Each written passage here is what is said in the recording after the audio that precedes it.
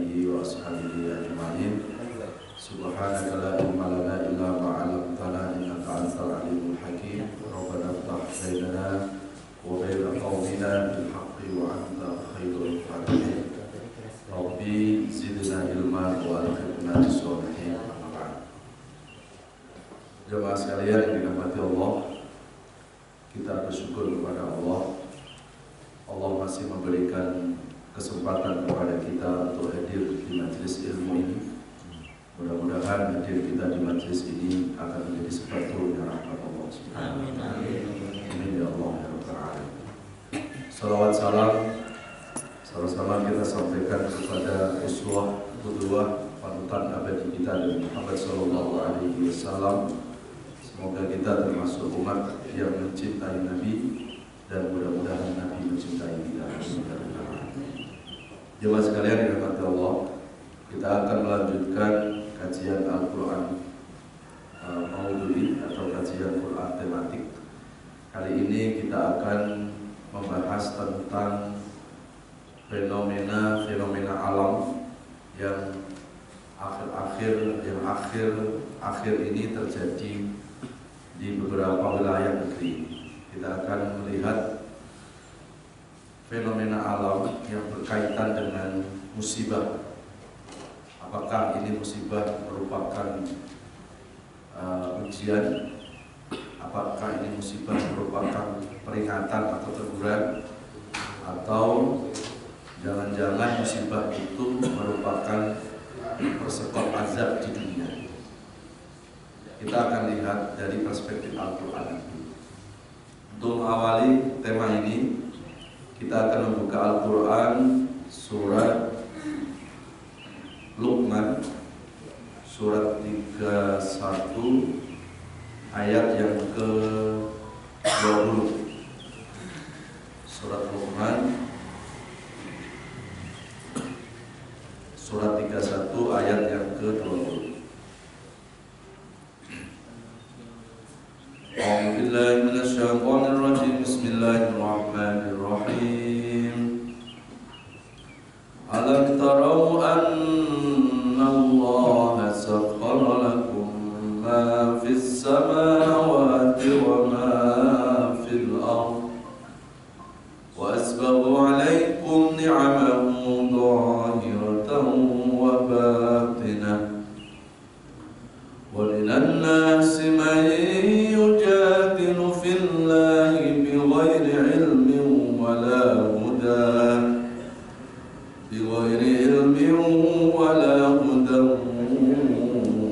wala kitabin munir.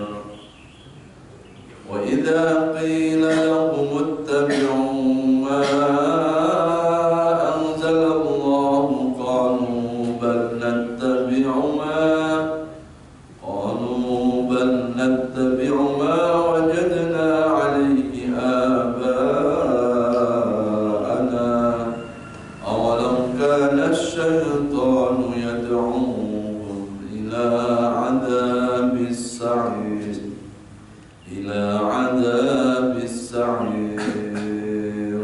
Shadaqallahul adzim. Tidakkah kamu memperhatikan bahwa Allah telah menundukkan apa yang ada di langit dan apa yang ada di bumi untuk kepentinganmu dan menyempurnakan nikmatnya untukmu lahir dan batin? Tetapi di antara manusia ada yang membantah tentang keesaan Allah tanpa ilmu atau petunjuk dan tanpa kitab yang memberi penerangan. Dan apabila dikatakan kepada mereka, ikutilah apa yang diturunkan Allah, mereka menjawab, tidak, tetapi kami hanya mengikuti kebiasaan yang kami dapati dari nenek moyang kami. Apakah mereka akan mengikuti nenek moyang mereka, walaupun sebenarnya setan menyeru mereka ke dalam adat api yang menyala-nyala atau neraka? Shadaqallahul adzim. Shadaqallahul adzim. Bismillahirrahmanirrahim. Kita akan merenungi surat Luqman ayat 20 sampai 21 tadi. Kalau kita lihat di ayat yang ke-20, ayat ini menjelaskan tentang eksistensi alam. Jadi kalau hari-hari ini ada beberapa peristiwa musibah kaitan dengan bencana alam, muncul sebuah anggapan seolah-olah alam ini adalah alamnya, seolah-olah ini adalah akibat karena fenomena-fenomena alam biasa. Bahkan mungkin yang ekstrim, ada yang mengatakan, wah ini Allah sudah tidak adil, ya, Allah sudah tidak memberikan kebaikan-kebaikan kepada manusia. Maka ayat ini untuk membantah anggapan itu. Ya. Jelas itu adalah sebuah anggapan-anggapan yang tidak berdasarkan kebenaran. Itu hanya berdasarkan pembenaran-pembenaran saja. Kalau kita renungi surat Luqman ayat 20 tadi, maka jelas bahwa alam itu tidak pernah mengancam, ya, tidak pernah membahayakan manusia. Jadi kalau di tengah perjalanan tiba-tiba alam yang tadinya ramah dengan manusia kok tiba-tiba tidak bersahabat dengan manusia, itu jangan-jangan karena manusia tidak bersahabat baik dengan alam. Kalau alam tidak ramah dengan manusia, jangan-jangan manusia yang tidak ramah dengan alam. Kalau kita lihat ayat ini sudah jelas, ya, nggak perlu ditafsirkan ayat ini, Pak. Secara tekstual sudah kita bisa paham.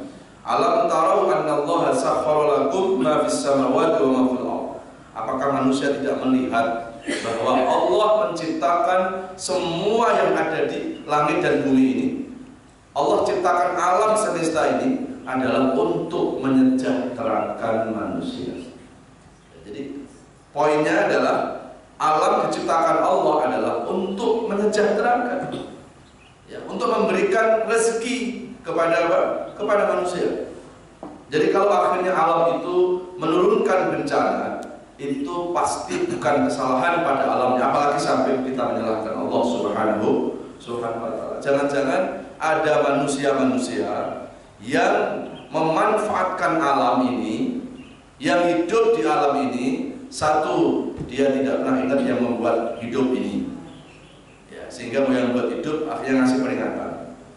Atau jangan-jangan karena ada sebagian manusia yang memanfaatkan alam ini, diambil hasilnya, diambil hasil buminya, diambil gasnya, diambil minyaknya, diambil batu baranya, tetapi manusia ini tidak memikirkan keseimbangan alam itu, tidak memikirkan ekosistem alamnya. Ya. Jadi bukan karena kesalahan alam, ya. Makanya kaitan dengan menjaga lingkungan, kaitan dengan menjaga alam, kaitan dengan menjaga keseimbangan alam, Pak. 15 abad yang lalu itu Al-Quran sudah bicara itu. Ya, jadi bagaimana manusia itu harus bisa mengelola alam, mengelola bumi. Silahkan mengambil manfaat dari alam ini, ya. Tetapi Allah menekankan jangan sampai kita tidak memikirkan keseimbangan alam itu. Ini Allah jelaskan dalam surat Al-Baqarah, surat kedua ayat yang ke-11 12. A'udzubillahi minasyaitonir rajim. Bismillahirrahmanirrahim. Wa idza qila lahum la tufsidu fil ardh qalu innama nahnu muslihun. Ala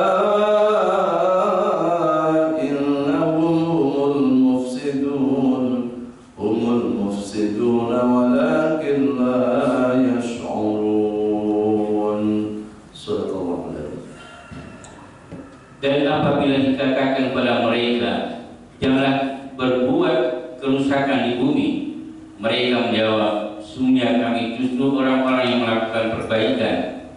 Ingatlah, sesungguhnya mereka lah yang berbuat kerusakan, tetapi mereka tidak menyadari. Sadaqallahul adzim. Maha benar Allah atas segala firman. Kalau kita hubungkan antara surat Luqman surat 31 ayat 20 sama dengan Al-Baqarah ayat 11-12, ini ada korelasinya. Kalau di surat Luqman, surat ke-31 ayat yang ke-20, Allah menjelaskan tentang eksistensi alam. Jadi alam itu diciptakan Allah itu untuk menyejahterakan manusia. Harusnya alam ini tidak menurunkan bencana. Ya. Nah, kenapa kok terjadi bencana alam? Ya, karena ini hubungannya dengan perilaku manusia. Saya ambil contoh yang sederhana saja, Pak. 30 tahun yang lalu Jakarta beritanya tidak seperti sekarang. 30 tahun yang lalu terjadi hujan, jangankan cuma sejam 2 jam, mungkin intensitasnya agak lebat, bahkan mungkin berhari-hari hujan. Mungkin 30 tahun yang lalu, Pak, jarang kita dengar berita Jakarta terjadi banjir. Nah, sekarang gimana? Jangankan hujan berhari-hari, coba hujan 2 jam intensitasnya agak tinggi, Pak. Apa yang terjadi? Nah, pertanyaannya, kenapa dulu tidak terjadi banjir? Kenapa sekarang ini kok sedikit hujan terjadi banjir? Apakah kita menyalahkan? Nah, itu kan air hujannya. Dari dulu juga sama. Ya, gitu. Kenapa? Karena ada hal-hal yang berubah dari ekosistem alam itu. Dulu resapan air masih banyak, Pak. Ya. Dulu belum banyak apartemen. Dulu belum banyak bangunan mall, bangunan yang berbeton itu belum banyak. Nah, sebetulnya nggak masalah mau bangun perumahan, mau bangun mall, mau bangun apartemen, ya tingkat berapa berbeton nggak masalah sebetulnya. Asal saat membangun bangunan itu, ya itu dipikirkan drainasenya dengan baik, dipikirkan resapan air dengan baik, Pak. Saya kira tidak akan air itu parkir di rumah-rumah, ya manusia. Ya, jadi masalah ini banyak resapan-resapan air yang sudah beralih fungsi. Ada situ-situ sekarang, nggak usah jauh-jauh lah, coba di daerah Tangerang saja. Sudah banyak situ-situ yang harusnya itu untuk pembuangan air dari beberapa warga, sekarang sudah berubah fungsi. Ya, sudah berubah fungsi. Ada yang jadi mall, ya, ada yang jadi apa? Ramen. Loh, kok bisa ya Pak Ustadz? Kan itu jelas lahannya kan jelas untuk apa? Untuk situ. Kenapa kok bisa berubah? Nah, ini kan ada hal-hal yang dilakukan oleh manusia. Ya, antara pengembang nakal bekerjasama sama Pemda daerah yang nakal juga kong kali kong di situ. Keluar izinnya, Pak. Jadilah bangunan. Banyak tak begitu? Ya. Akhirnya apa? Akhirnya yang namanya resapan air sudah tidak menampung lagi. Ya. Nah, kalau akhirnya terjadi bencana alam, terjadi banjir, saya kira perlu kita renungi, Pak. Ya. Surat Luqman, surat 31 ayat yang ke-20 itu. Dan mengenai bagaimana Al-Quran bicara tentang menjaga ya keseimbangan alam, itu kita harus lihat di Al-Baqarah 11-12. Jadi sebelum ada penggiat alam, sebelum ada pemerhati alam, sebelum ada gerakan ormas walhi, ya, itu 15 abad yang lalu Al-Quran sudah bicara supaya manusia itu menjaga alam, ya, jangan merusak alam. Coba kita lihat ayat 11 Al-Baqarah. Wa idza qila lahum la tufsidu fil ardh.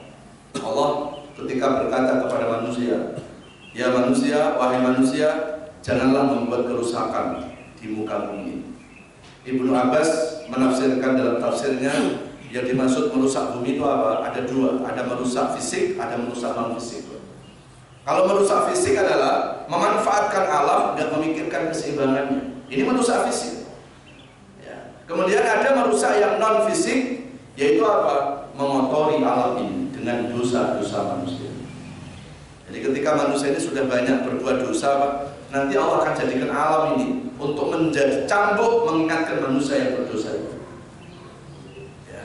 Maka kalau kita mau evaluasi diri ketika terjadi bencana alam, ya dua tadi harus kita evaluasi diri. Ya, apakah kita ini sudah memanfaatkan alam dengan memikirkan keseimbangan? Oh, kayaknya sudah Pak Ustaz. Kita memanfaatkan alam, kita pikirkan drainasenya, kita pikirkan apa? Keseimbangannya.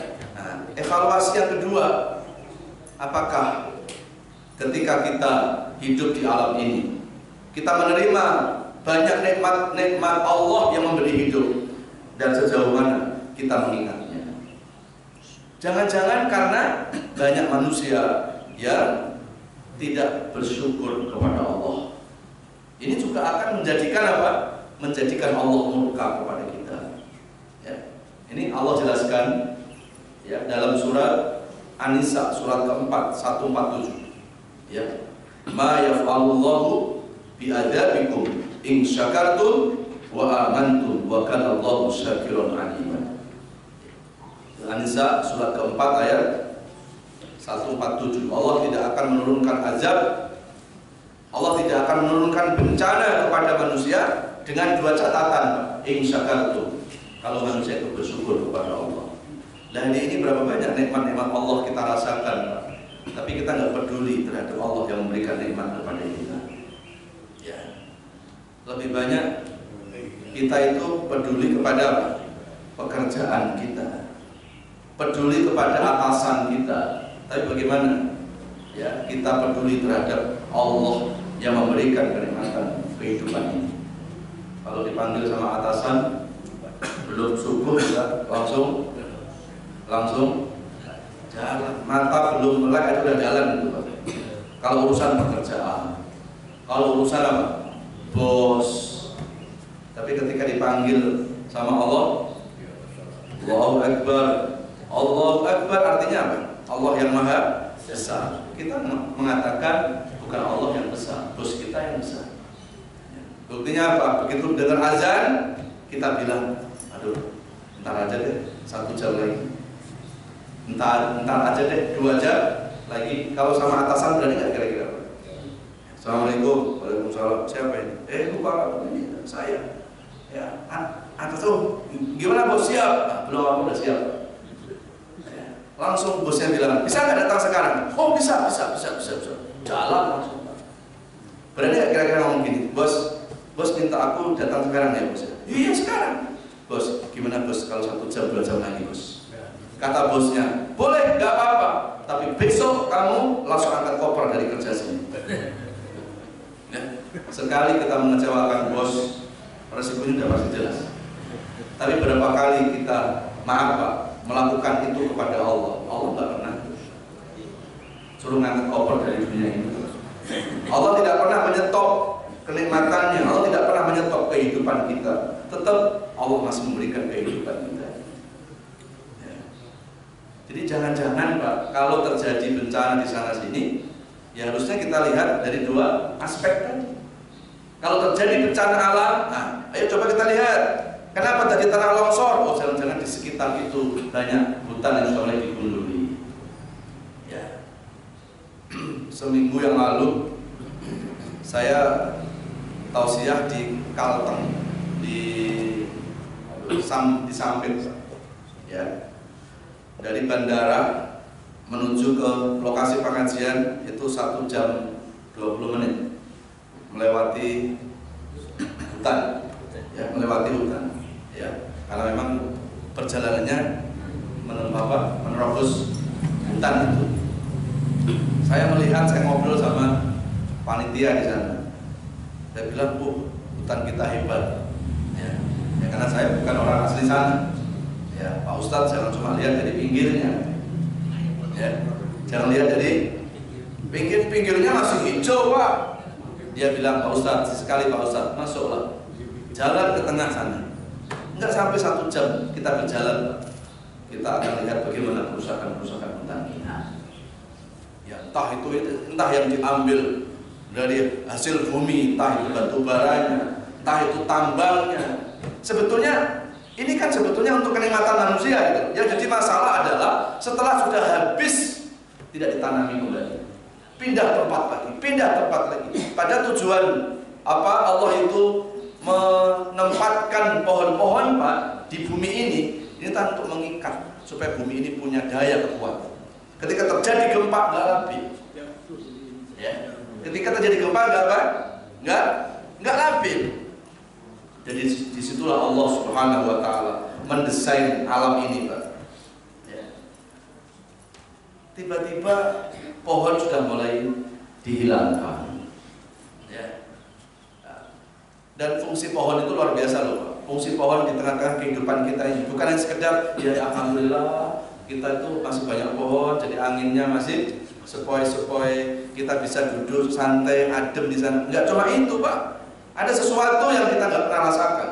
Ternyata di beberapa daerah yang masih banyak pohon, maka biasanya daerah itu jarang terjadi kekeringan. Ya. Loh, kalau nggak hujan ya pasti kekeringan. Ya, kalau nggak hujan 3 tahun ya.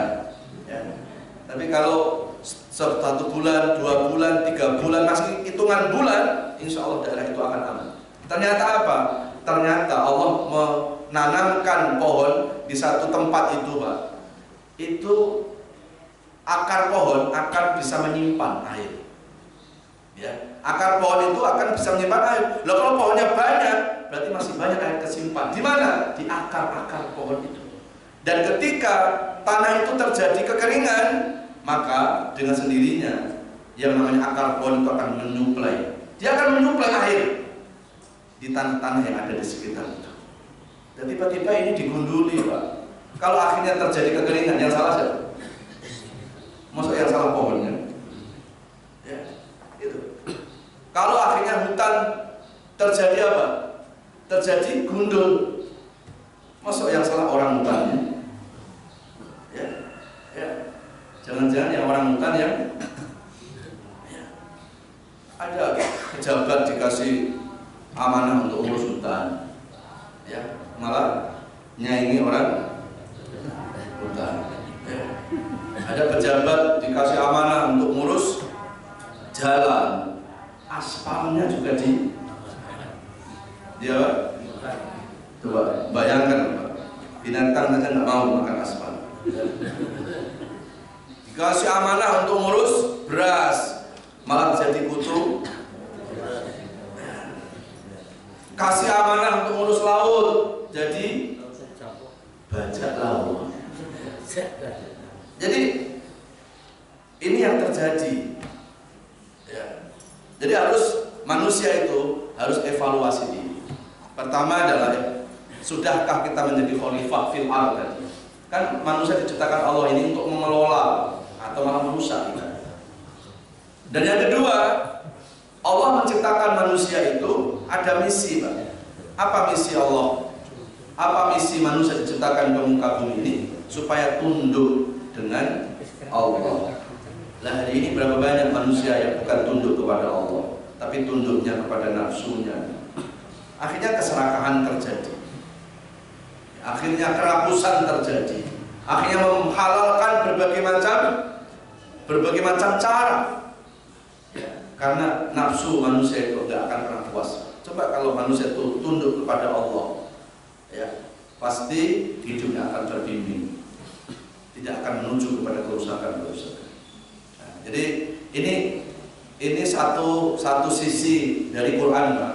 Yang selama ini kita selalu kalau bicara tentang Quran, seolah-olah isinya Quran itu normatif. Ternyata tidak. Ya, selama ini kalau kita melihat Quran itu kan seolah-olah Quran itu kan isinya kan normatif. Paling isinya Quran itu kan halal, haram, surga, neraka, kafir, mukmin, terus apa lagi? Ya, taat, maksiat. Ternyata sisi lain dari Al-Quran, Pak, juga banyak bicara tentang aspek kehidupan. Jadi ternyata 15 abad yang lalu Al-Quran sudah bicara ekosistem alam itu. Allah turunkan Al-Baqarah 11:12, jangan merusak alam. Ya. Ini Allah turunkan 15 abad yang lalu. Ya. Sisi lain dari Al-Quran namanya. Ini selain kita melihat Al-Quran bicara tentang ekosistem alam, ternyata di dalam Al-Quran bicara tentang ilmu kesehatan, ilmu kedokteran, Pak. Ya. Padahal saat Al-Quran diturunkan kepada Nabi bukan seorang dokter, tapi yang ada di Quran justru menjadi inspirasi ilmu kedokteran, mungkin saat itu belum ada ilmu kedokteran juga. Seperti Al-Quran bicara tentang bagaimana seorang ibu suruh menyusui ASI ya, kepada bayinya selama 2 tahun. Itu anjurannya siapa? Nah, yang ngomong Quran harus tanggung jawab. Surat berapa, ayat berapa? Yang bisa saya kasih hadiah.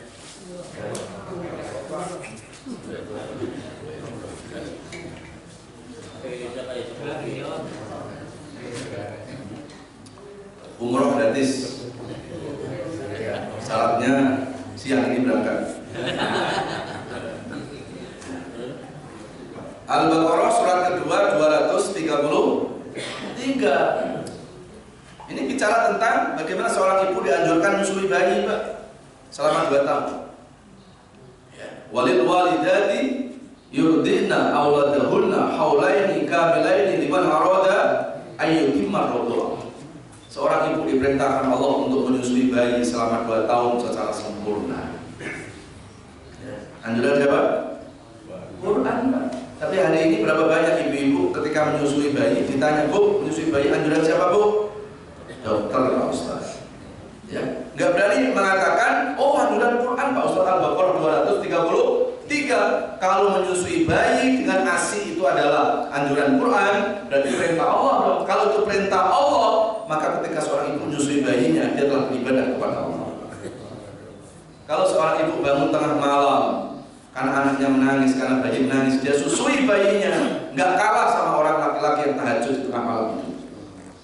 Ya, karena perintah tahajud di Quran ada, perintah menyusui bayi di Quran juga ada. Dan istimbat hukum pertama adalah Quran.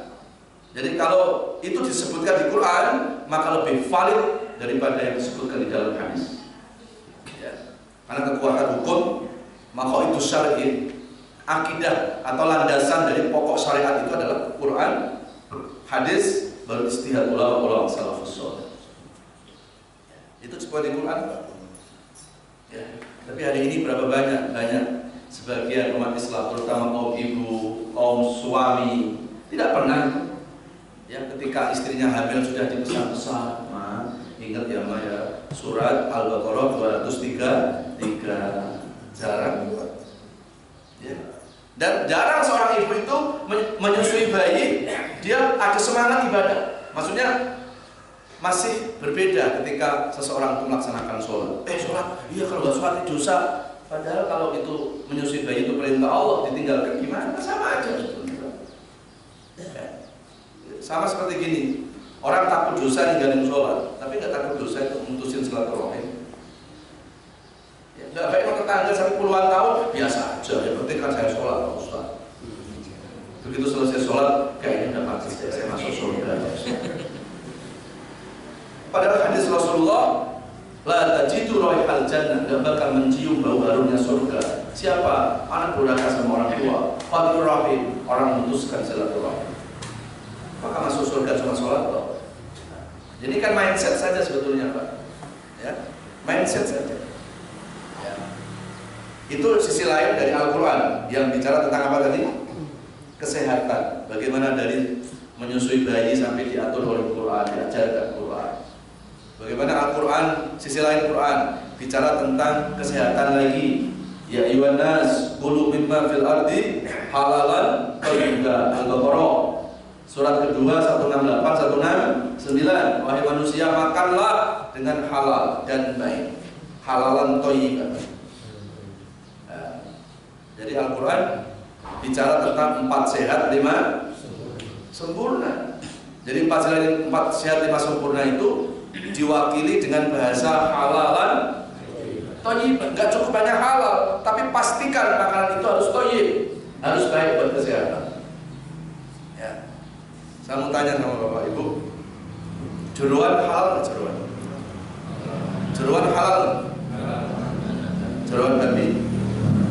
Nah, jadi harus ditanya dulu jeroan apa Pak Ustadz itu? Jeroan kambing, jeroan sapi halal hukumnya, tetapi itu nggak thayyib, nggak baik buat kesehatan, tinggalkan. Anjuran siapa? Quran. Pak Ustadz, Kan halal Pak Ustadz. Al-Quran tidak cuma bicara halal kok. Al-Quran bicara halal dan thayyibah. Jadi halal itu dua, jenis makanannya atau cara memperolehnya. Kalau thayyibah itu adalah makanan sehatnya. Pastikan bahwa makanan itu adalah makanan yang sehat. Ya. Durian halal apa haram? Durian. Kok pelan? Ya. Jawabnya apa? Jadi kalau memang enggak apa? Halal tapi enggak thayyib, ya bawa ke Pak Ustaz. Halalan thayyibah. Durian Pak Ustaz halal Pak Ustaz. Tapi buat orang yang darah tingginya lagi naik. Enggak thayyib. Enggak thayyibah, jangan ngotot Pak Ustaz. Ini kan halal. Quran enggak cuma bicara halal, kita bicara thayyibah. Halal thayyibah itu satu paket. Jadi ini banyak orang hanya berpikir halalnya. Sudah jelas penyakitnya darah tinggi. Ya. Dan kemudian dia bilang, Pak Ustaz ini halal. Ya halal, saya bilang haram. Tetapi ini enggak baik buat kesehatan. Quran menganjurkan tinggalkan. Ya. Kambing, halal apa haram kambing? Buat orang yang kolesterolnya lagi tinggi, enggak thayyibah, tinggalkan. Ya. Jadi betapa sempurnanya ajaran Quran. Bicara makanan tidak hanya halalnya, pastikan makanan itu membawa apa? Efek yang baik buat kesehatan. Ya. Satu sisi lain dari Quran, ternyata Quran bicara tentang media sosial. Padahal Quran diturunkan belum ada Facebook, belum ada Twitter, belum ada WhatsApp, belum ada apalagi Instagram. Tapi Al-Quran sudah bicara guidance, bagaimana memfilter sosmed. Quran turunkan surat Al-Hujurat surat 49 ayat 6. Ya ayyuhalladzina amanu idza ja'a fasiqun binaba'in fatabayyanu. Hai orang-orang beriman, kalau ada orang membawa berita yang belum jelas kebenarannya, maka Allah memberikan guidance, fatabayyanu. Cek and recheck dulu. Padahal diturunkan Quran 15 abad yang lalu, tapi tetap masih relevan dalam konteks era digital, dalam konteks era medsos sekarang.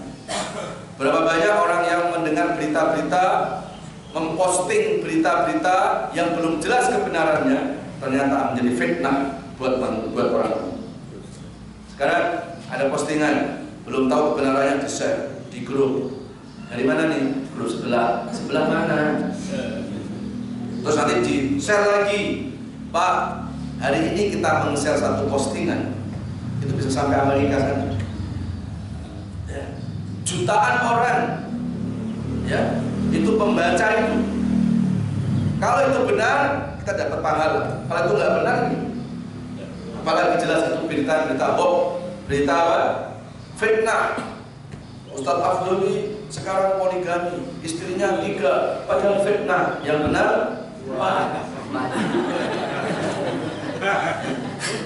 sudah fitnah salah.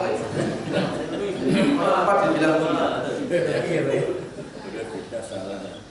Jadi posting kemana-mana, Pak. Ternyata nggak benar, Pak. Ikut dosa nggak kita? 15 abad yang lalu Al-Quran sudah bicara itu. Hati-hati kalau ada berita fatabayyanu, jangan dicek dulu. Ya. Jadi Al-Quran semakin kita mendalami isinya, Pak, kita banyak mendapatkan ilmu pengetahuan di sana. Ya. Ada lagi tentang ekosistem alam, ada lagi Al-Quran bicara tentang solusi hidup. Nah, banyak orang hidupnya mau mendapatkan kebahagiaan, pada pergi jauh-jauh, pada ternyata kunci kebahagiaan hidup sudah Allah turunkan di dalam Al-Quran. Ya. Kok weekend selalu pergi ke puncak biar tenang, Pak Ustaz? Belum sampai tenang, Pak, sudah kelelahan macet di jalan. Ya. Begitu pula kantong tipis, kena macet juga. Terus tenangnya gimana? Oh, kalau ke puncak iya Pak Ustaz. Saya weekendnya nggak mau ke puncak, ke LA. Tahu LA? Ya. Tetap saja, kalaupun memberikan ketenangan yang Dan di mana sih sebetulnya kunci kebahagiaan itu? 15 abad yang lalu Al-Quran sudah bicara itu. Allah turunkan dalam surat Al-Baqarah 112. Ya, bala man aslam wajhahu lillah wa huwa muhsin falahu ajruhu inda rabbih wala khaufun alaihim wala hum yahzanun. Barang siapa yang hidupnya selalu berserah diri kepada Allah dan selalu mewarnai dengan muhsin, dengan perbuatan-perbuatan yang baik, dijamin akan mendapatkan pahala yang besar di akhirat. Di dunianya tidak akan dihantui perasaan takut, tidak akan larut dalam kesedihan. Jadi kalau hidup tidak mau dihantui perasaan takut, tidak tenggelam dalam kesedihan, alias hidup ini mau bahagia, kuncinya dua menurut Quran. Jadi pertama adalah hidup ini harus selalu melibatkan Allah. Hidup ini harus selalu melibatkan Allah dalam kondisi senang, dalam kondisi susah, tanggal tua, tanggal muda, sakit, sehat, ya, kita selalu melibatkan Allah. Hidup ini harus punya sandaran, dan sandaran yang paling baik adalah sandaran vertikal kepada Allah. Kalau hidup ini selalu bersandarnya ke Allah, pasti seberat apapun masalah hidup ini akan ada jalan keluar. Ya, jadi kalau ada masalah hidup kita menjauhi Allah. Jadi kunci ketenangan hidup adalah ketika kita melibatkan Allah, ketika kita bersandar diri kepada Allah. Pak Ustaz, kenapa sih hidup ini harus bersandar kepada Allah? Jawabannya sangat sederhana, karena hidup ini yang membuat Allah, yang membuat hidup pasti lebih tahu tentang persoalan-persoalan hidup. Nyambung nggak kira-kira Pak? Nyambung? Nyambung. Yang membangun rumah-rumah kita ini siapa? Yang bangun rumah kita ini siapa? Bukan. Begitu ada masalah rumah, yang pas larinya ke siapa? Kenapa harus ke tukang? Dia membuat rumah lebih tahu persoalan rumah. Sama kan? Hidup ini yang membuat siapa? Kenapa kalau ada masalah hidup harus ke Allah? Ya karena hidup yang membuat Allah. Sama. Rumah yang membuat tukang, ada masalah rumah, genteng bocor, panggil tukang, selesai. Ini genteng bocor malah jadi panggil Pak Ustadz. Pak Ustadz kalau datang dulu, sekarang Pak Ustadz, ya ada apa Bu? Genteng bocor, tolong bacain surat Yasin 41 kali. Hampir doer bibirnya nggak selesai. Ya, panggil tukang saja. Ya. Nah, kalau hidup ini akhirnya kok kita stres, kok kita depresi menghadapi hidup, Pak. Jangan pernah salahkan masalahnya. Jangan-jangan kita salah melarikan masalahnya. Bukan ke Allah kali ini. Ya. Setiap masalah hanya kesini terus. Lelah nanti hidup ini. Ya. Kenapa kita disuruh sholat? Sholat itu salah satunya adalah mengkomunikasikan diri kepada Allah, supaya hidup ini connect, jangan error. Ya. Supaya hidup ini connect dengan Allah Subhanahu wa Ta'ala. Terus yang kedua, kalau hidup mau bahagia, Pak, warna hidup ini dengan perbuatan yang baik, Pak. Baik sama tetangga, aman kita insya Allah. Baik sama orang, jangan nyakiti orang, jangan musuhi orang lain, jangan menebar kebencian kepada orang. Udah, pasti hidup kita tenang. Hidup kita nggak tenang itu bukan karena masalahnya, ya, tetapi karena apa? Kita tidak banyak berbuat kebaikan. Ya. Saya ambil contoh, di Jakarta kan masih diterapkan ganjil genap. Ada orang melanggar itu, sudah jelas ganjil, malah saat genap, saat apa ganjil dia pakai plat genap, di jalan ketemu Pak Polisi, perasaannya gimana? Perasaannya gimana? Tenang nggak? Kenapa orang itu nggak tenang? Karena dia punya salah. Itu saja. Karena dia punya salah. Coba kalau dia nggak punya salah, jangankan ketemu polisi yang kelas kopral, kelas jenderal aja nggak takut. Kenapa dia takut? Karena ada kesalahan. Itu contoh yang sederhana. Gimana kalau hidup ini selalu berdosa sama Allah terus kepingin tenang gitu loh, Pak? Ya. Salah sama manusia saja seperti itu. Bagaimana kalau hari-hari kita warnai dengan dosa, terus doanya, ya Allah berikan ketenangan, berikan ketenangan. Ketenangan itu berbanding lurus dengan kebaikan. Kebaikan itu berbanding lurus dengan ketenangan. Dosa berbanding lurus dengan kesengsaraan. Jadi kalau hari ini ada orang mau bahagia dunia akhirat, tapi kok senangnya berbuat dosa, salah konsep. Nggak mungkin Allah membahagiakan manusia dengan korupsi. Nggak mungkin Allah membahagiakan manusia dengan berzina. Tapi bahagia tuh Pak Ustaz. Ya, itu yang tertangkap sampai 40 orang lebih. Ada ketawa-ketawa tuh Pak Ustaz.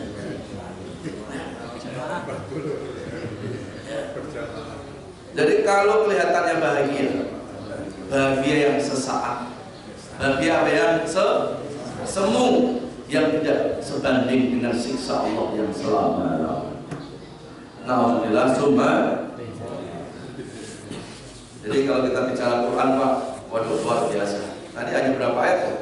Sudah bicara ekosistem alam, sudah bicara tentang kesehatan, dari mulai seorang ibu suruh nyusui bayi, suruh memikirkan makanan itu nggak cuma halal tapi thayyibah, 4 sehat 5 sempurna. Bagaimana Al-Quran bicara tentang medsos, menyikapi medsos. Bagaimana Al-Quran bicara tentang solusi hidup. Banyak sekali.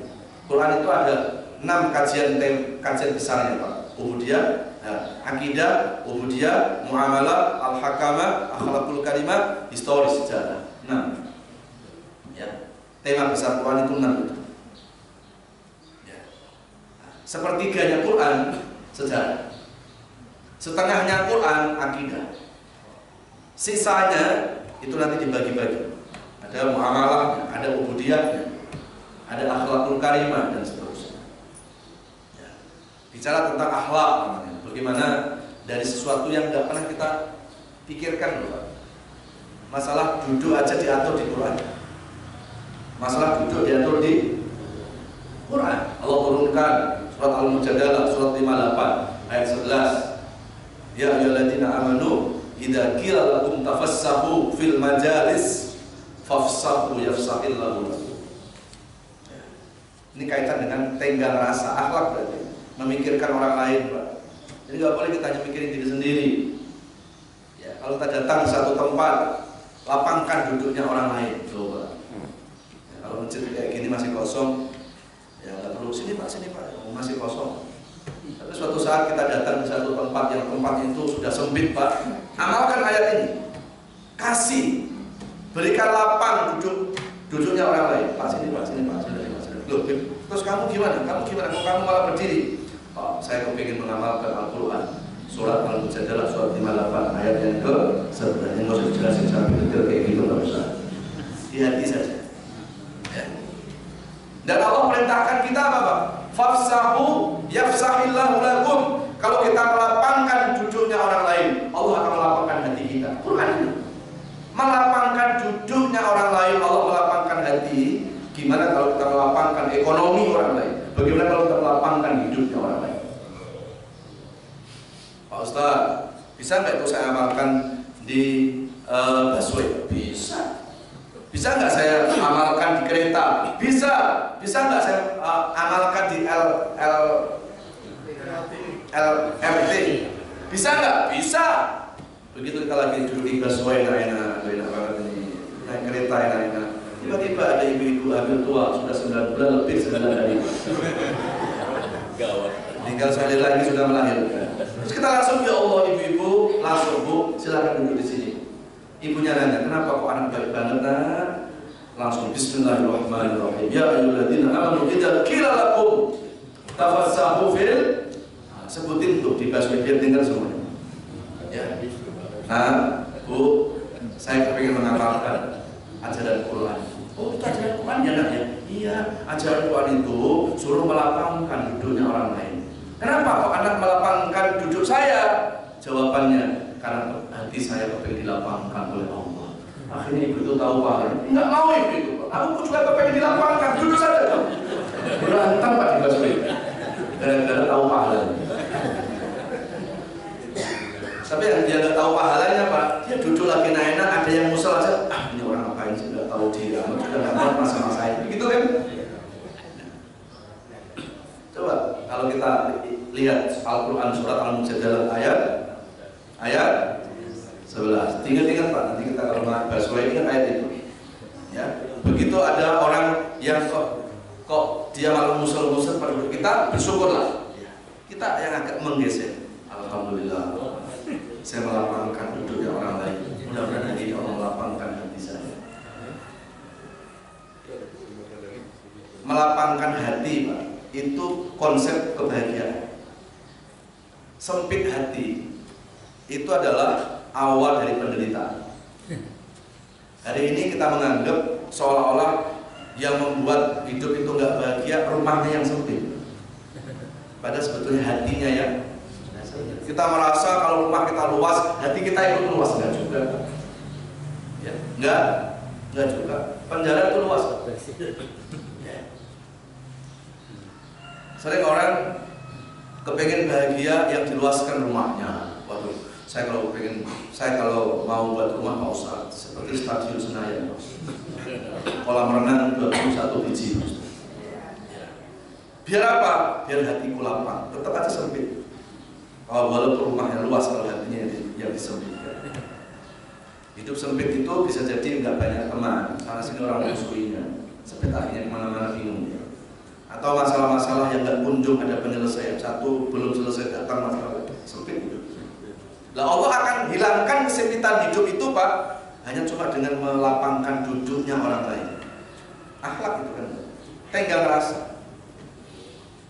Ya, baik, itu sisi-sisi lain ya dari kajian Quran. Yang selama ini sering kalau kita bicara Quran itu seolah-olah hanya dari kita la raiba fi hudalil, seolah-olah Al-Quran itu adalah hidayah buat orang yang beriman. Oh, jadi kalau mau masuk surga ikuti Quran. Padahal Quran juga banyak bicara tentang kehidupan dunia.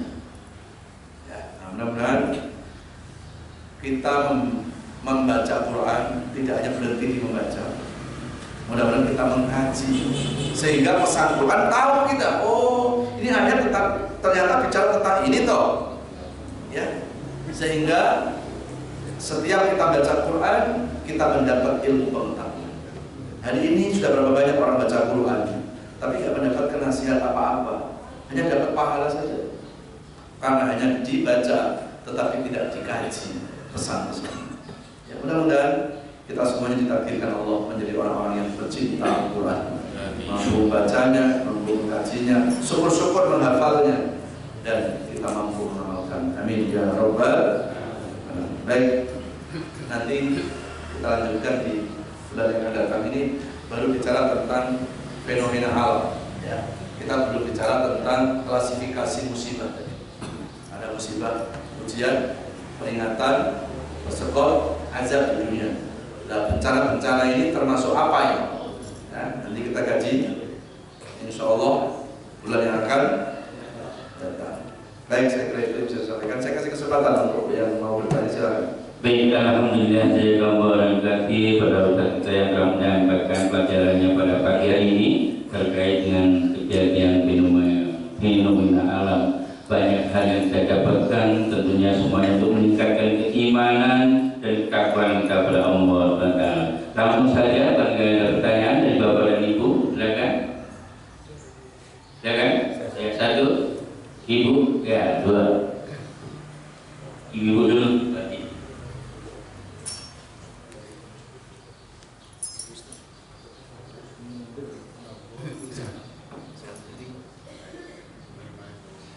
Assalamualaikum Ustaz.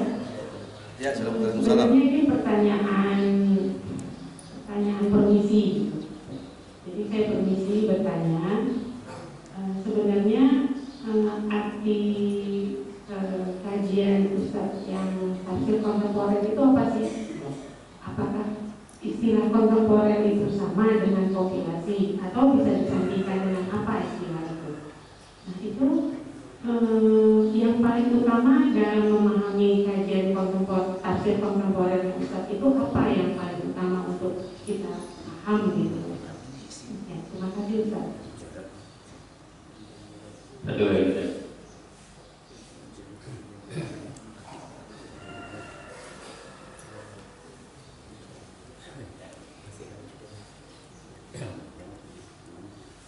Assalamualaikum warahmatullahi wabarakatuh. Terima kasih atas pertanyaan Ustaz. Tadi disampaikan tentang bagaimana manusia memanfaatkan sumber daya alam dengan mengabaikan ekosistem. Ini kami mohon maaf ini kami ingin menanyakan dari segi lain, dari sisi lain, yaitu dari sisi bukan fisik tetapi dari sisi psikologis, agama atau moral. Saya pernah baca di media sosial bahwa di Rongrong itu ada Tenggara Timur itu ada 3 pulau, di mana di situ dihuni oleh orang-orang asing yang mendapatkan izin dari pemerintah setempat tentunya itu untuk kepentingan maksiat. Apakah ini juga termasuk salah satu daripada penyebab adanya musibah? Terima kasih. Wassalamualaikum warahmatullahi wabarakatuh. Ada lagi? Ada lagi?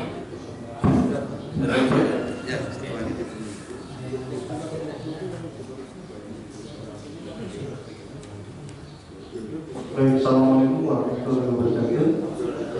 Pak Ustadz izin bertanya terkait dengan isu yang saat ini sedang beredar terkait dengan vaksin. Jadi sebelumnya informasi beredar bahwasanya vaksin itu mengandung unsur yang tidak halal, babi, seperti itu. Nah, tetapi kebetulan saya kerja di pemerintahan, Pak Ustadz, dan kita ditugaskan untuk mempromosikan ini, untuk mensosialisasikan ini. Nah, terakhir informasi yang beredar bahwasanya positif vaksin itu mengandung unsur babi. Nah, tetapi menurut pernyataan fatwa FUI ini mengandung babi tetapi boleh. Akhirnya kita yang bekerja di pemerintahan ini dilematis. Di satu sisi secara tugas kita harus mensosialisasikan ini, tetapi masa sih kita mensosialisasikan sesuatu yang menurut kita bertentangan. Tetapi dilemanya MUI sendiri menyatakan ini mengandung babi tetapi boleh. Mohon bicaranya. Terima kasih. Assalamualaikum warahmatullahi wabarakatuh. Baik, yang pertama tentang istilah tafsir. Istilah kontemporer itu hanya istilah saja. Ya.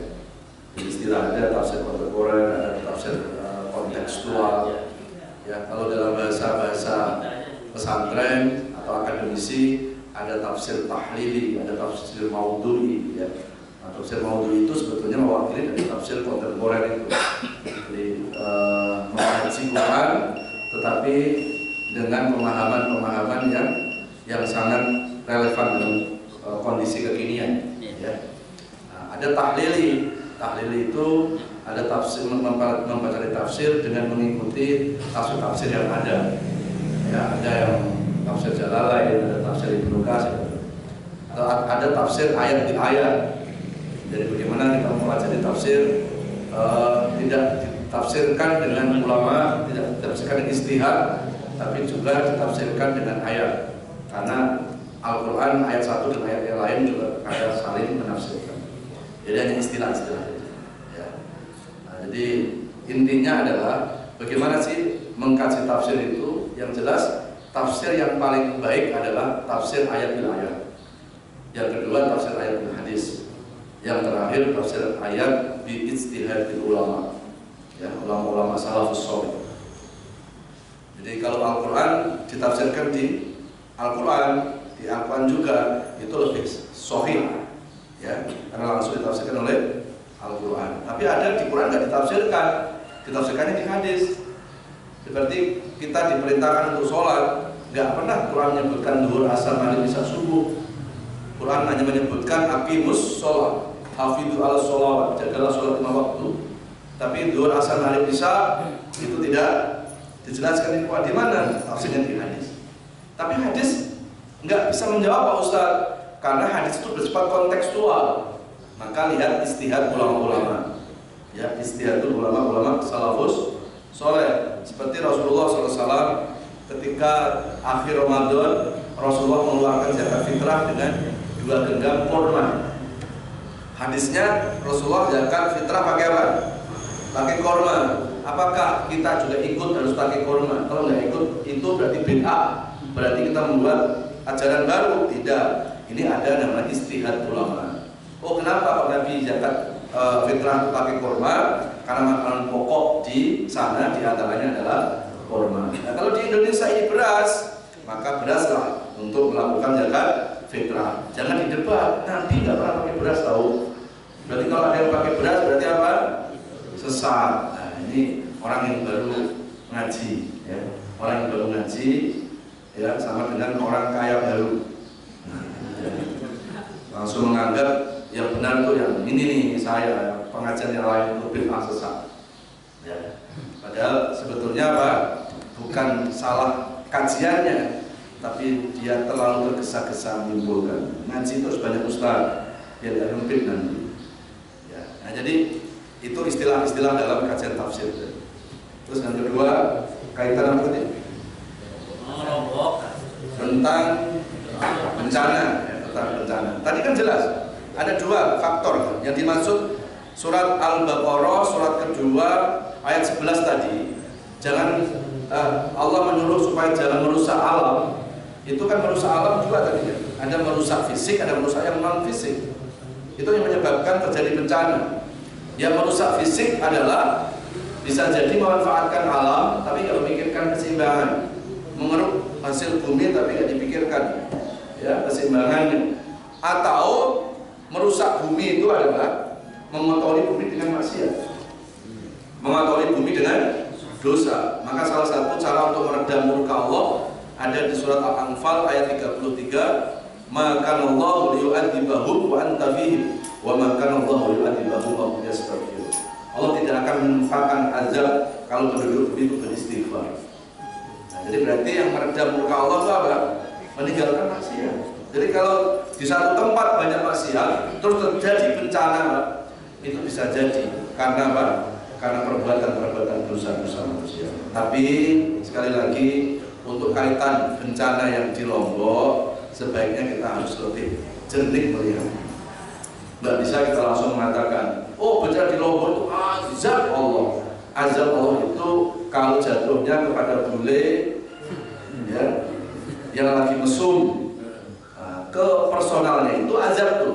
Karena dia lagi maksiat. Tapi kalau saat terjadi gempa, ternyata orang Lombok lagi sholat, terus kita bilang azab kepada dia, ya enggak. Jadi memahami musibah ini ujian, ini peringatan, ini azab, itu nanti akan dilihat jatuhnya ke siapa. Ya, nih masjid roboh saja Pak. Kita nggak bisa langsung mengatakan ini peringatan, belum tentu. Bisa jadi azab, bisa jadi ujian. Karena di tempat ini nggak semuanya kita ini adalah orang-orang yang sudah baik. Mungkin ada orang yang kadang baik, kadang nggak baik. Setengah soleh, setengah salah. Ini kalau Allah turunkan musibah, ini peringatan. Nggak bisa kita mengatakan, aku lagi diuji sama Allah. Ujian itu datang sama orang soleh. Tapi kalau sama orang yang setengah soleh, setengah salah, ke masjid jalan terus, tapi maksiatnya jalan terus. Terus kena musibah, dia bilang itu ujian. Enggak, itu peringatan. Kalau ingetin. Kalau jadi orang benar ya jelas benernya, kalau jadi orang salah ya salah benernya. Jangan bingungin malaikat. Setengah soleh, setengah salah. Malaikat bingung nanti. Mau ditulis ahli surga, mau dia juga senang berbuat dosa. Mau ditulis ahli neraka, dia juga senang berbuat kebaikan. Bingung malaikat. Kata malaikat sudah kalau gitu, nanti di akhirat masukin setengah badannya di surga, setengah badannya di neraka. Karena setengah. Ya. Yang di neraka panas, yang di surga dingin, artinya panas. Nggak enak. Jadi harus dilihat, jangan kita tergesa-gesa ya menilai satu terjadi bencana. Harus dilihat jatuhnya ke siapa. Nah, ini yang kita bahas nanti. Ya. Apakah musibah itu ujian, peringatan atau persekotase? Di Quran nanti dijelaskan. Ya, kalau saya jelaskan sekarang, bulan depan saya nggak datang. Ya. Gimana kira-kira? Yang terakhir kaitan dengan vaksin. Ya, kita ini bukan orang yang maksud saya bukan orang yang ahli dalam urusan-urusan itu. Nah, saya mengikut, ya kan? Saya mengikut dalam urusan hukum Islam di Indonesia ada apa? Ada apa? Kita ikut saja. Kalau salah gimana? Dia diseret penerakan ini. Ya. Jadi hal yastawil ladina ya'lamun wal ladina la ya'lam. Ya. Jadi berat loh Pak jadi MUI itu Pak. Sama seperti imam. Ya, imam itu sama, menanggung makmum. Tiba-tiba ada imam buang angin. Aduh, kalau saya batalin nggak enak. Ya. Angin tetap dia batal tetap lanjutin sholatnya. Ada yang sholat di belakang 500 orang. Hari itu sama dengan dia menanggung sholat 500 orang. Ya, sama. Jadi orang yang diberikan mandat untuk mengatur satu urusan itu ada tanggung jawab terhadap urusan. Ya, saya bukan ahlinya, Pak. Saya ikuti saja. Ya, MUI ini kan bukan satu ulama, tapi sudah berbagai ormas dari berbagai pemahaman agama ada di sana. Ada yang basisnya Muhammadiyah, ada yang basisnya NU, ada yang basisnya Al-Wasilah, ada banyak di sana. Kalau sampai dia membuat fatwa salah, ya sudah, tanggung jawabnya kepada orang itu saja. Jadi kita sebetulnya itu diberikan pilihan aman kita ini. Ya. Diberikan pilihan apa? Pilihan aman. Kalau kita langsung mengambil hukum sendiri, belum tentu hukum kita akan dijadikan sumber kebenaran. Karena fatwa itu memang harus dilakukan oleh jumhur ulama. Ya. Kalau dia salah itu urusan mereka. Ya, jadi seperti itu. Sebagai seorang muslim, pertanyaannya harus ke sana. Jadi, Ustaz, bagaimana hukumnya ini? Saya akan jawab. Ya, karena saya juga nggak punya kompetensi, nggak berkompeten untuk memberikan fatwa itu. Saya akan arahkan bagaimana MUI. MUI yang boleh sudah ikuti. Ya. Kalau nanti salah bagaimana? Ya tetap, ya kita akan sebagai makmum, aman kita ini.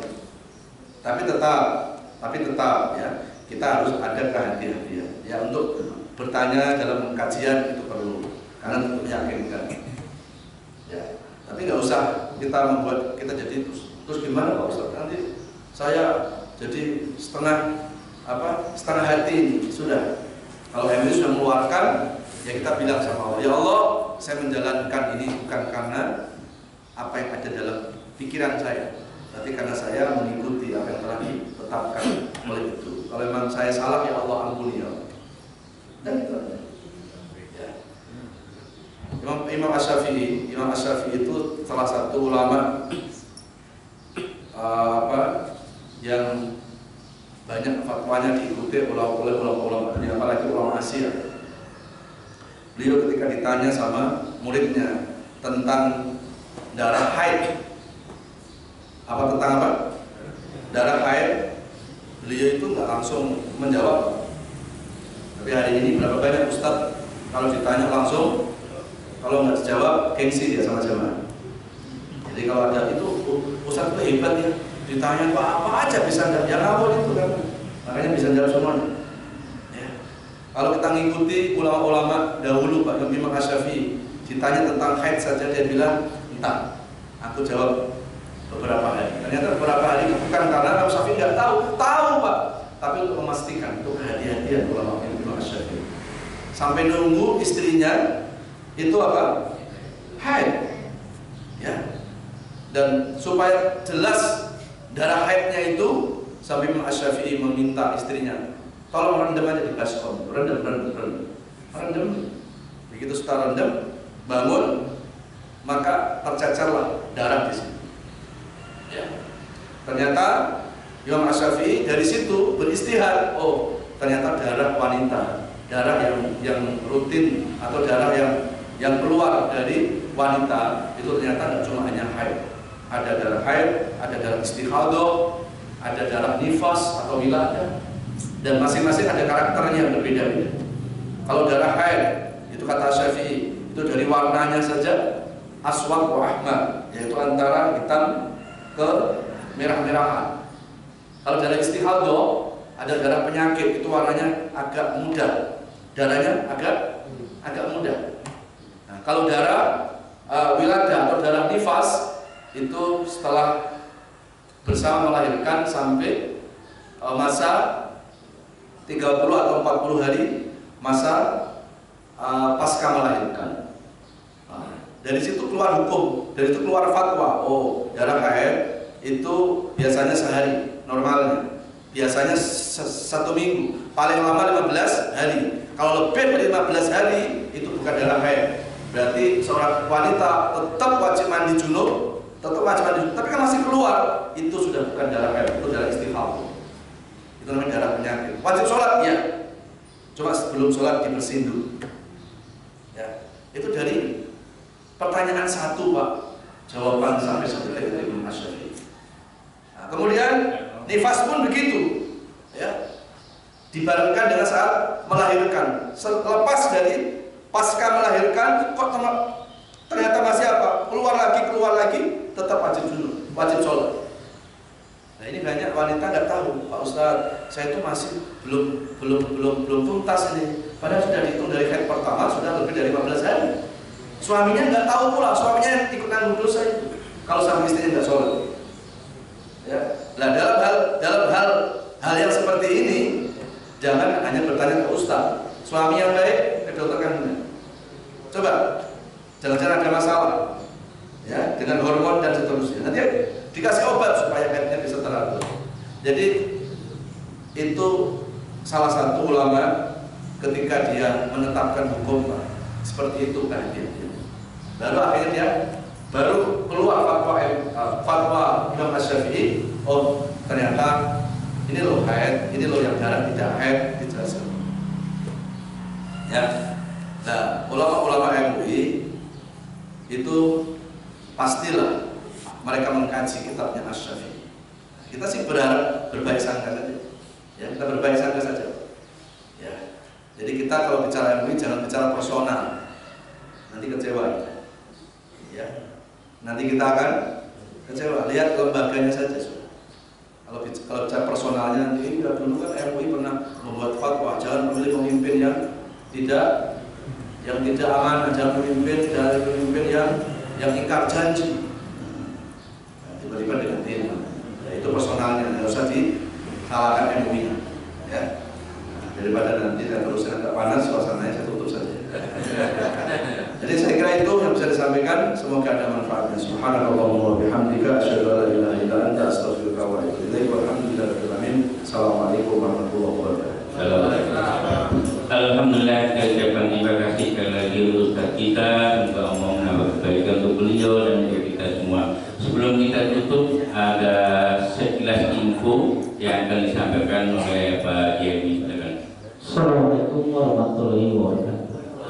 Terkait dengan kajian hari ini, tepat jam 3:44:10 telah terjadi gempa di Manado dengan kekuatan 5,4 skala Richter, yaitu di sebelah utara Manado sejauh 136 km dan kedalaman 199,8 km.